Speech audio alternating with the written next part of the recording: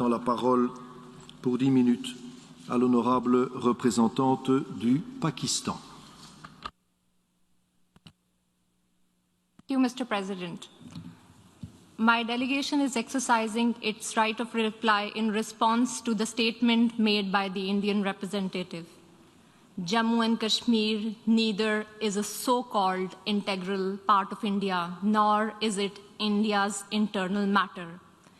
India remains in occupation of an internationally recognized disputed territory whose final disposition needs to be decided in accordance with the democratic principle of a free and impartial plebiscite under the United Nations auspices as provided for under numerous resolutions of the Security Council. In order to divert attention from ever-increasing international condemnation of India's widespread and escalating human rights abuses in Indian illegally occupied Jammu and Kashmir, India continues to level baseless allegations and rely on outright lie and obfuscation. India's compulsive obsession with Pakistan is neither new nor surprising. It has permeated its ruling elite and governance structures. But there is a method to this obsession, as it underpins India's electoral and foreign policy under the ruling RSS-BJP Hindutva-inspired government. The EU Disinfo Lab has graphically revealed how India has deployed such tools of deflection, deception, and disinformation against my country, including at the United Nations. Mr. President, India's violation of human rights in Indian-occupied Jammu and Kashmir are well documented in the two reports of the High Commissioner for Human Rights. Since 5 August 2019, the High Commissioner has urged India to unlock the situation and fully restore the rights that are currently being denied to the people of the occupied territory.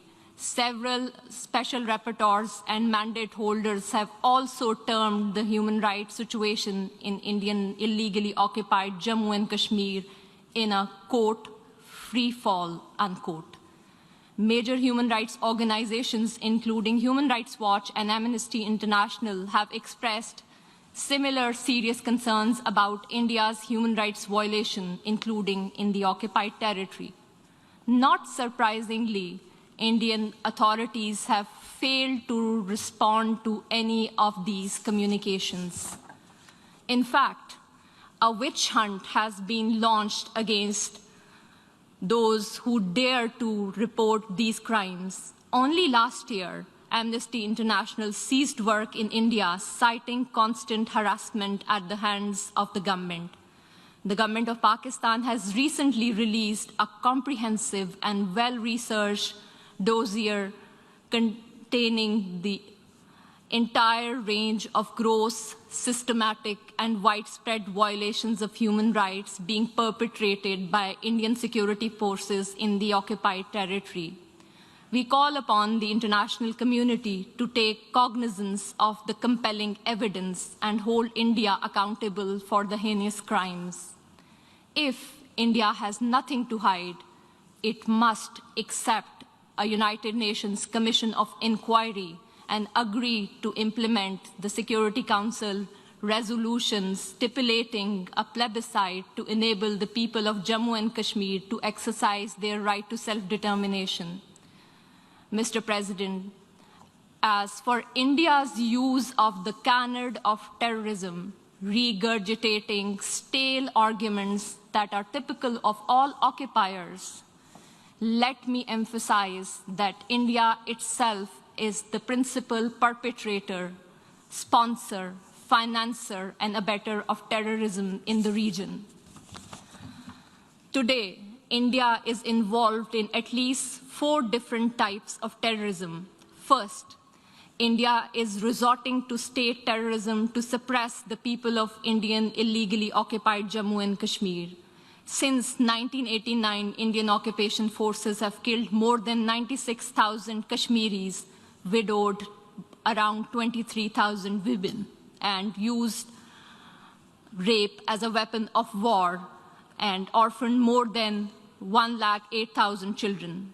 Second, it is funding and supporting terrorist organizations like the TTP, which are involved in numerous cross-border terrorist attacks against Pakistani military and civilian targets. Over the last decade, thousands of Pakistanis have lost their lives or have been injured as a result of these Indian-sponsored terrorist attacks. Pakistan has shared irrefutable evidence of Indian involvement in supporting and sponsoring terrorism with the international community.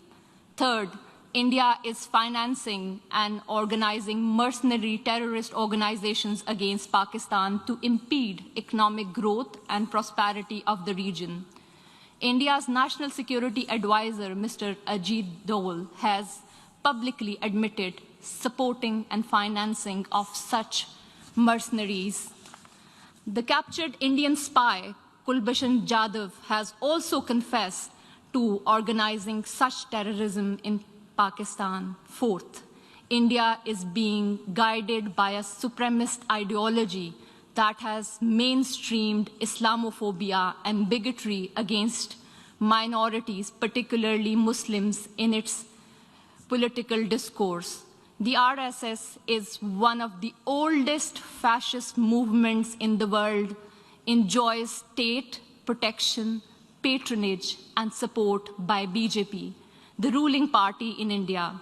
It was RSS which was responsible for pogrom in Gujarat in 2002, which killed over 2,000 innocent Muslim children, women, and men.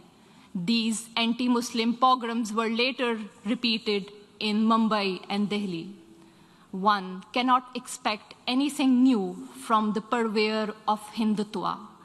In today's incredibly intolerant India, the 200 million strong Muslim minority faces frequent lynching by cow vigilantes, pogroms by RSS thugs with official complicity, discriminatory citizenship laws to disenfranchise Muslims, and a concerted campaign to destroy mosques and the rich Muslim heritage of India. Mr. President, for the edifice of fascism is in an advanced stage of construction in India today. The Hindutva order of the ruling party has created an atmosphere of fear among all minorities, including Muslims, Christians, Sikhs, and Dalits.